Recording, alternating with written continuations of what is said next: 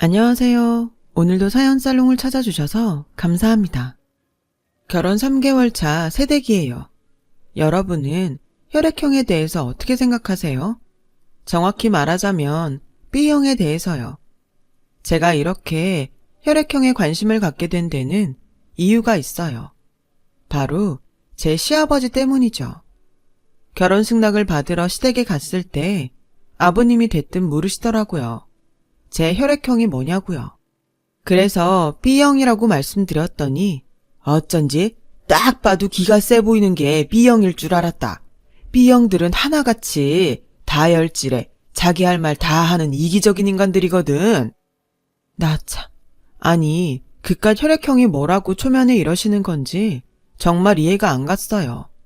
솔직히 사람을 혈액형으로 따지는 건 일본에서 만들어낸 가짜 이론으로 과학적 근거도 없잖아요. 그런데 아직도 혈액형 따져가며 사람을 멋대로 판단하는 사람이 있다니 정말 기가 찰 노릇이었죠. 그런데 그날 아버님의 막말은 그게 다가 아니었어요. 내가 사람을 많이 다뤄봐서 아는데 몸매가 너처럼 생긴 애들은 되게 멍청하더라. 왜 그런 말도 있지 않냐? 가슴 큰 여자는 멍청하다고. 혹시 너 그래서 30이 넘도록 시집도 못 간 거 아니냐? 아니, 이게 말이야 방구야? 하다하다 위험한 발언까지 해가며 사람을 멍청이로 만들더라니까요. 참을 인색이면 살인도 면한다지만 그날은 그랬다간 제가 미쳐버릴 것 같아서 어려운 자리임에도 불구하고 작정하고 할 말을 다 해버렸어요. 그럼 아버님은 무슨 형이세요? 나야 성실하고 꼼꼼한 A형이지. 에이, A형이 뭐가 성실하고 꼼꼼해요. 쪼잔하고 속 좁고 비겁하지. 앞에선 할 말도 못하고 나중에 뒤통수 치고 복수하는 게 A형이던데요?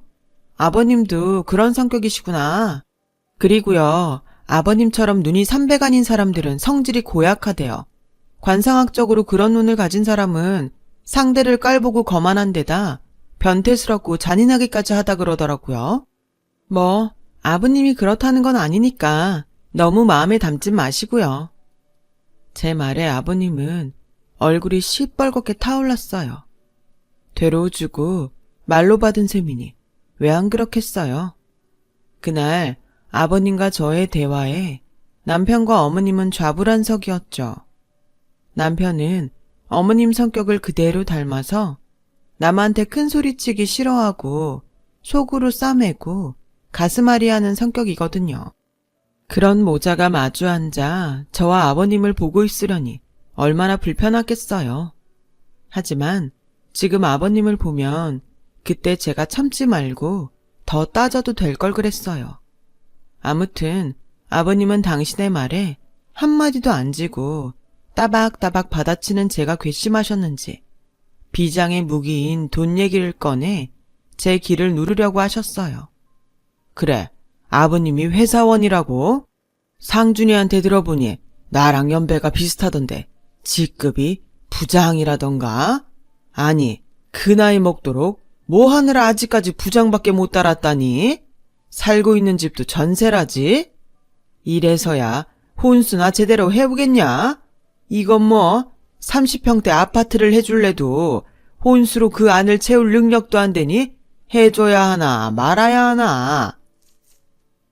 아버님은 영악하게도 신혼집을 내세워 제 길을 꺾으려고 하셨어요. 그게 아버님이 뜻한 계획이었다면 적어도 반은 성공한 셈이었어요. 집안 대대로 지방 유지로 살아와서 평생을 돈 걱정 한번 안 하고 살아온 아버님과는 달리 저희 집 형편은 당장 월급이 안 나오면 온 식구가 타격을 입는 수준의 집이었거든요. 소문난 땅 부자 아버님과는 솔직히 천지 차이의 빈부차였어요. 그러니 돈 앞에서 제가 할 말이 없죠. 저희 집이 가난한 데는 여러 가지 이유가 있겠지만 17년 전에 돌아가신 엄마의 병원비를 대느라 친할아버지가 남겨주신 밭이며 논까지 모두 판 데다 아빠 월급은 우리 3남매 키우는데 몽땅 들어갔다는 게 가장 큰 이유일 거예요. 40도 안 된 나이에 아내를 앞서 보내고 홀로 자식 셋을 키워야 했으니 아빠가 고생이 많으셨죠. 아빠 혼자벌이로 3남매를 대학까지 보냈는데 돈이 남아 있겠어요? 물론 학자금 대출 원금은 저랑 형제들이 회사 취직하고부터 갚아 나가고는 있지만 그래도 여윳돈은 없었어요. 이따 쳐도 그걸 제가 가져가면 남은 동생들은 어쩌고 아빠 노후는 또 어떡해요. 그래서 제가 모은 돈으로 어떻게든 결혼을 해보려는데 아버님이 딱 그걸 약점 잡고 늘어지신 거죠. 저는 꿀먹은 벙어리처럼 입술을 꽉 깨문 채 아무 말도 못하고 있었어요.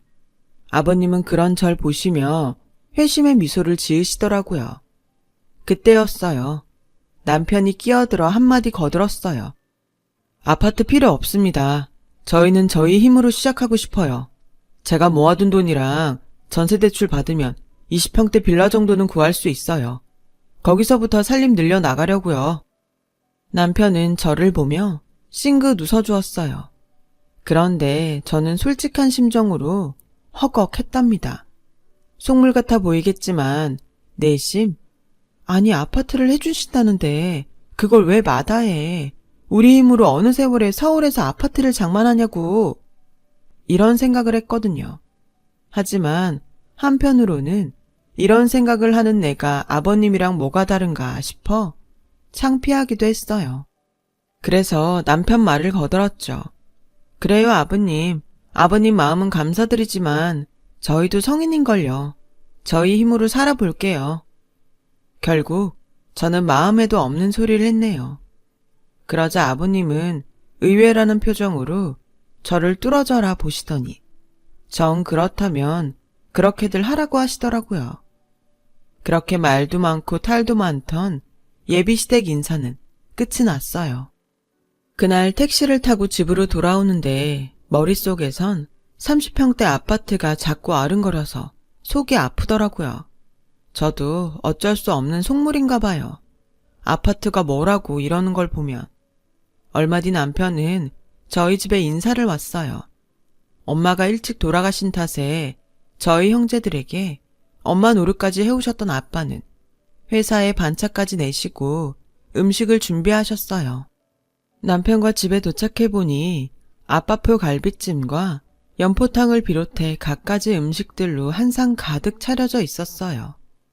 안 그래도 둘 다 퇴근하고 바로 오느라 배가 고팠는데 음식 냄새를 맡으니 뱃속에서 천둥이 치더라고요.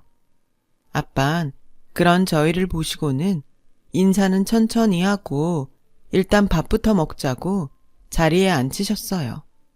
동생들 역시 다들 일 끝나고 막 온참이라 배가 고팠는지 다들 밥그릇에 코를 박고 열심히 먹었죠.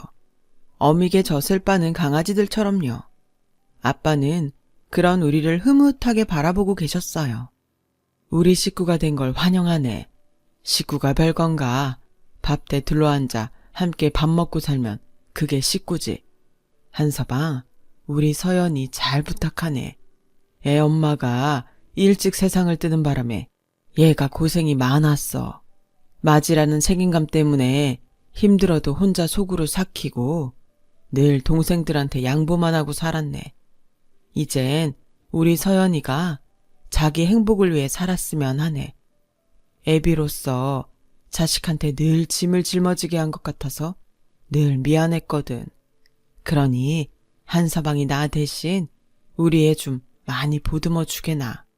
내가 바라는 건 그것뿐일세. 아빠는 촉촉해진 눈으로 제 남편한테 부탁을 하셨어요. 남편은 그런 아빠의 진심을 느꼈는지 평소 성격과 달리 걱정 말라며 호언장담을 하더라고요.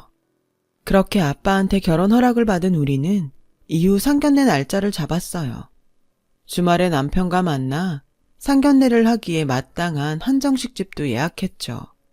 물론 혼수며 예단 문제가 남아있어서 걱정이 되긴 했지만 이 정도 진행이 되고 보니 조금은 안심이 되더라고요. 얼마 뒤 드디어 상견례 날이 되었어요. 우리 네 식구는 주말이라 도로가 막힐 걸 예상하고 지하철을 타고 갔는데 생각보다 일찍 도착하는 바람에 근처 대형 서점에서 시간을 때우기로 했어요. 그렇게 들어간 서점에서 중년 여성이 아빠를 보곤 아는 척을 하지 뭐예요. 그러자 아빠는 그 여자를 향해 허리를 잔뜩 굽혀 꾸벅 인사를 하더라고요. 딱 봐도 어려운 상대인 것 같았어요. 반대로 여자는 저희 아빠를 아랫사람 보듯 하며 인사를 받더군요. 어머, 이 부장님? 이런 데서 또 보네요. 마침 잘 됐다. 안 그래도 애 아빠 편에 보내려고 했는데 지금 줘야겠네. 지난번 우리 딸 결혼식 때 고생했어요. 백화점 상품권이에요. 받으세요. 여자는 상품권 봉투를 내밀었어요. 아빠는 한스코 거절을 하셨죠.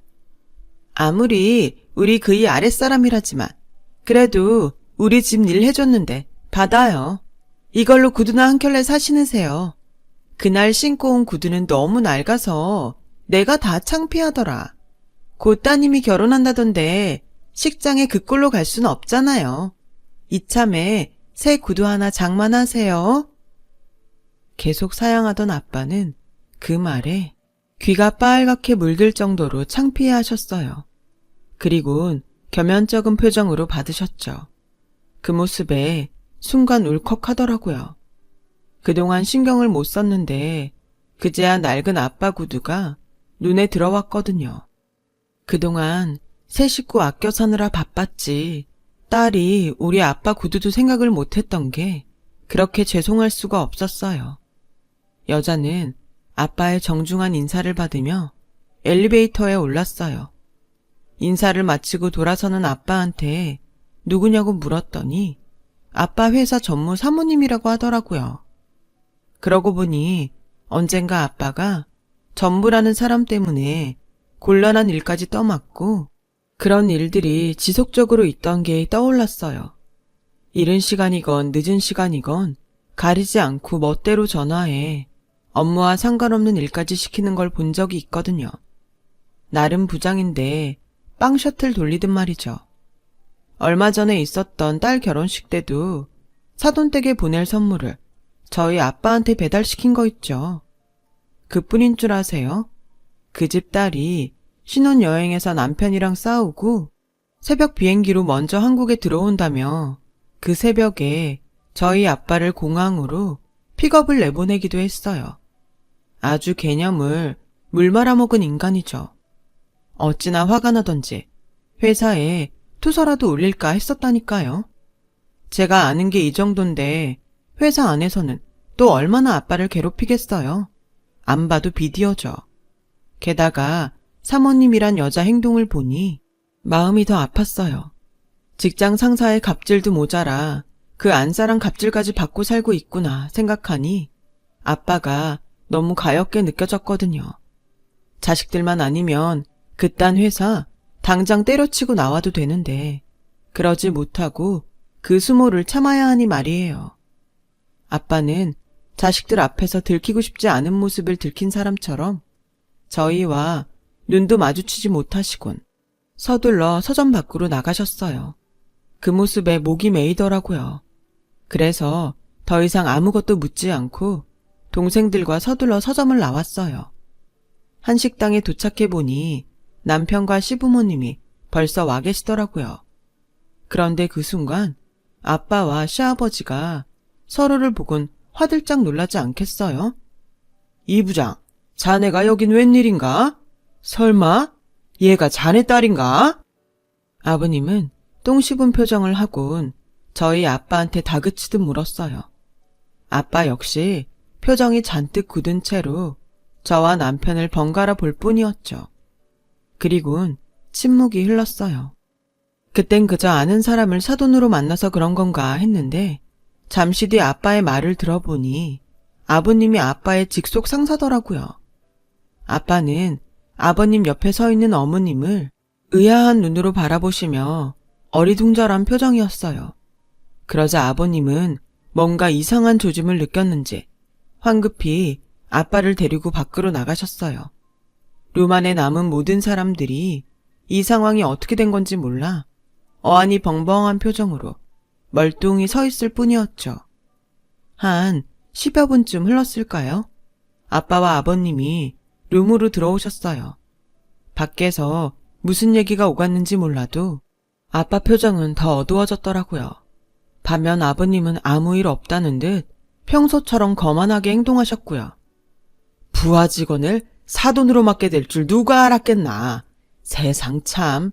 이 부장한테 딸이 있다는 얘기는 내 들었지만 내 며느리가 될 줄은 몰랐네. 그런데 말이야, 자네 딸이 자네랑은 완전 딴판이더군. 아주 당돌해. 내 성격이야 자네가 잘 알 테니 자네 딸한테는 자네가 잘 알아먹도록 얘기를 하면 될 일이고.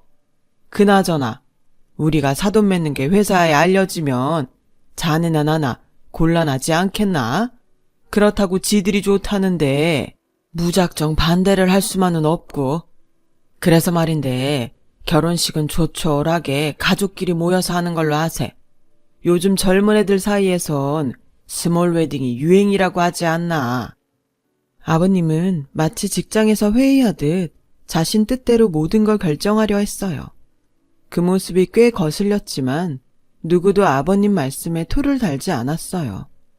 저희 아빠도 마찬가지였죠. 그날 상견례는 아버님 혼자 북치고 장구치는 걸로 끝이 났어요. 그런데 집에 돌아오자마자 아빠가 절 따로 부르시더니 그러시는 거예요. 서연아, 이 결혼 꼭 해야겠니? 아빠는 아무래도 내키지가 않는구나.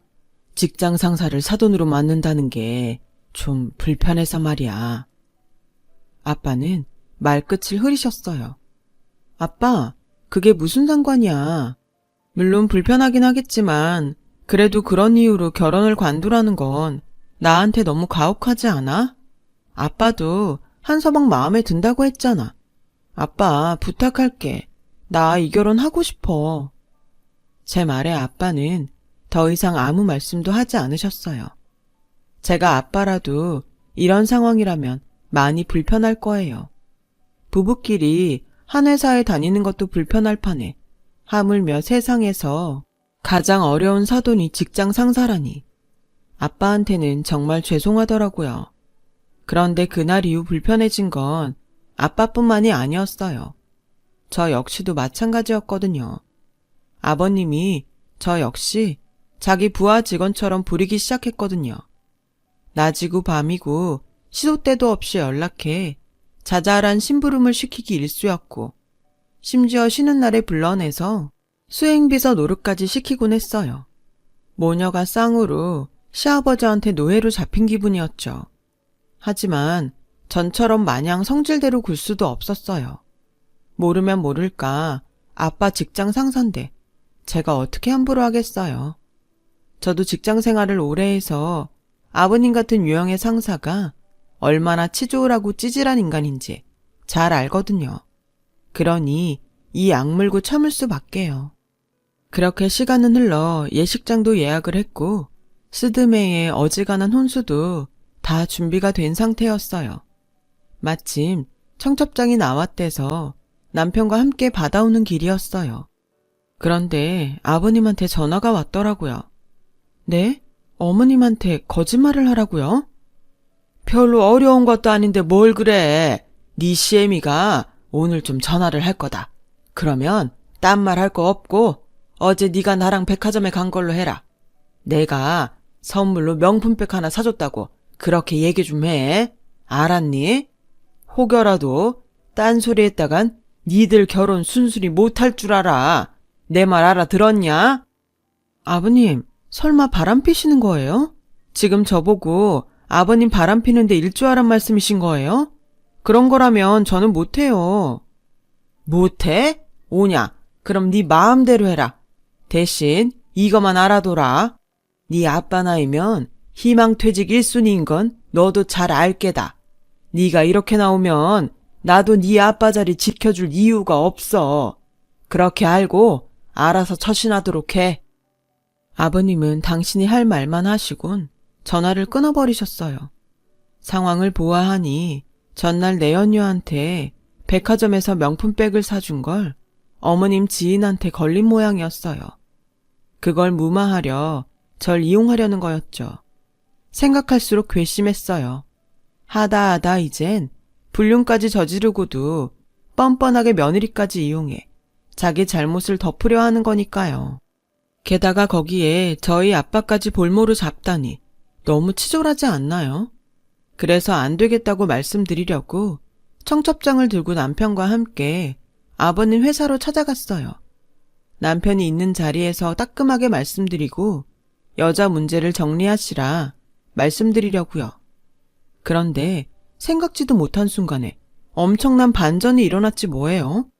로비에서 아버님 성함을 말하고 들어가려는데 직원이 그러는 거예요. 전무님은 현재 외출 중이십니다. 네? 전무요? 순간 머리가 핑그르 도는 것 같았어요. 전무라면 내가 아는 그 전무? 아빠한테 온갖 허드렛 일을 시키고 딸내미 결혼할 때도 그렇게 부려먹던 그 전무? 순간 머릿속이 복잡해지더라고요. 아빠 말로는 일전에 서점에서 만난 그 중년 여자가 전무 3호라고 했는데 그럼 아버님이 두 집 살림을 한다는 거잖아요.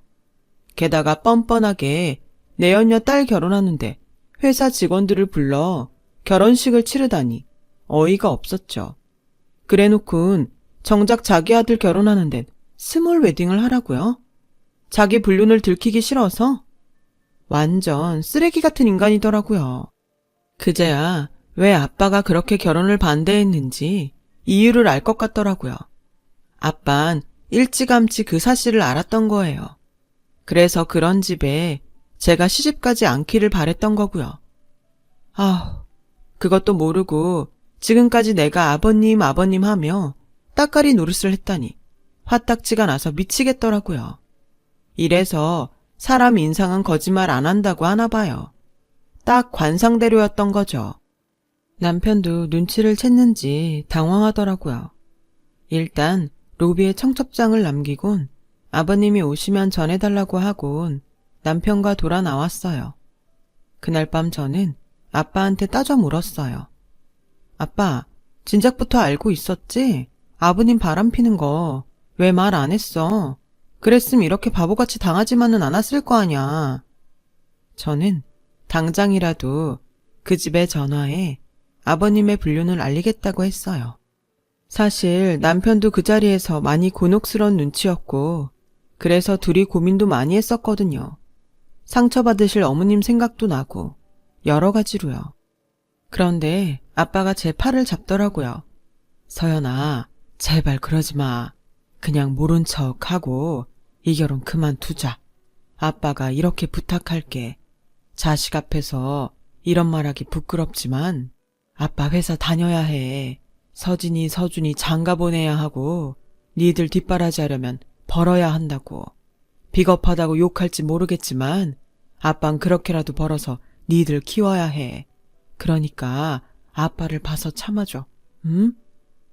속에선 천불이 났지만 자식 앞에서 간절히 부탁을 하는 아빠를 보니 저도 제 성격대로만 할 수는 없었어요. 그래도 이렇게 당하긴 싫었어요. 그런데 생각지 못한 일이 생긴 거예요. 전날 남편과 회사 로비에 맡기고 간 청첩장 때문에 아버님의 불륜 사실이 회사에 퍼져버렸지 뭐예요. 바람핀 쪽 딸이 결혼하고 나선 그 여자와 더 신이 나셨던지 바쁘다는 핑계로 집에서 아버지 얼굴 뵙기도 힘들다는 남편의 말에 청첩장을 아예 회사에 두고 온 거였거든요. 전무라는 직급을 앞세워 직원들을 결혼식장에 동원했던 아버님의 욕심이 오히려 역풍이 된 거였죠. 불과 한 달 전에 전무의 무남 동료가 시집간다는 소식에 얼굴 도장 찍으러 식장으로 몰려갔던 직원들이 한 달 뒤 전무 아들 청첩장을 보게 됐으니 말이에요.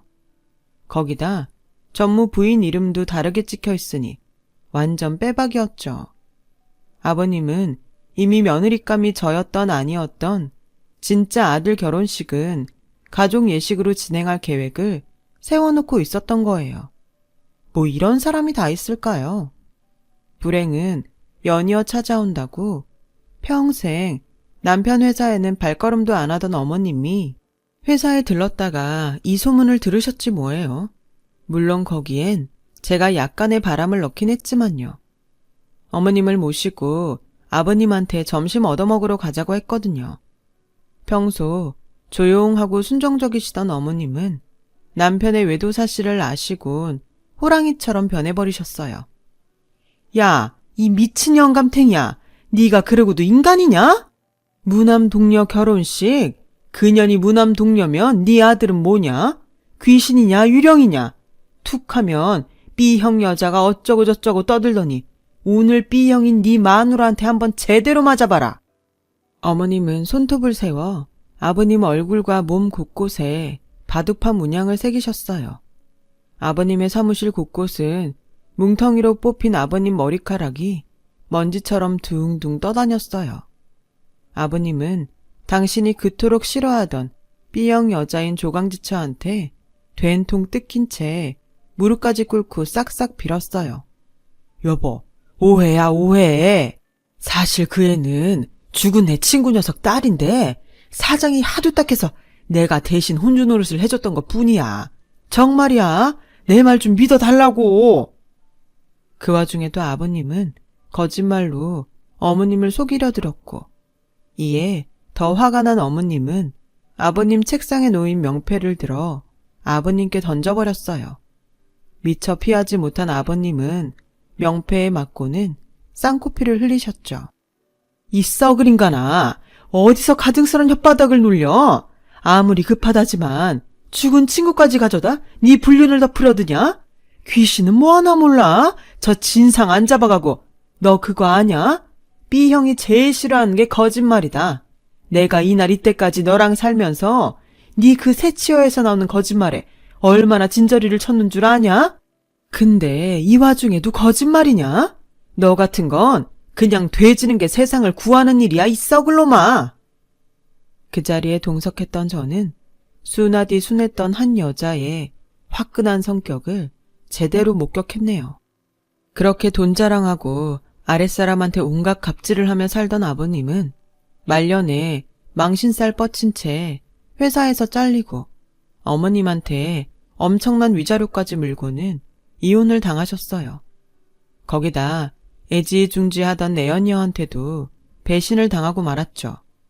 알고 보니 그 딸이 아버님 딸이 아니었더라고요. 그 사실은 어머님한테 상간녀 위자료 소송을 당한 내연녀가 자기 죄를 덜어보려고 어머님을 설득하는 과정에서 자기도 모르게 툭 하고 나와버렸어요. 덕분에 아버님은 돈도 잃고 사랑도 잃고 자식까지 잃은 채 시골 본가에서 독거노인으로 살게 되셨죠. 이게 다 자업자득 아니겠습니까? 태풍처럼 한 집안을 쑥대밭을 만든 사건이 끝나고 저희 부부는 드디어 결혼식을 올렸어요. 비록 30평대 아파트는 아니지만 신뢰와 사랑으로 가득한 22평 연립주택에 둥지를 틀었답니다. 이 둥지에서 시작해 언젠가 인서울 30평대 아파트를 쟁취해 보려고요. 저희 힘으로 말이죠.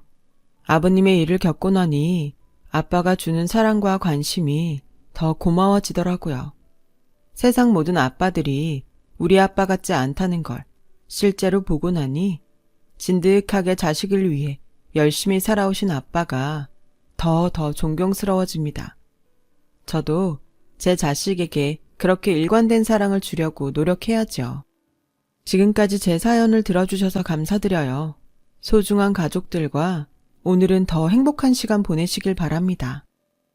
여러분, 사연 댓글에 응원과 현명한 조언 부탁드려요. 좋아요와 구독은 저에게 큰 힘이 됩니다. 오늘도 좋은 일 가득하세요.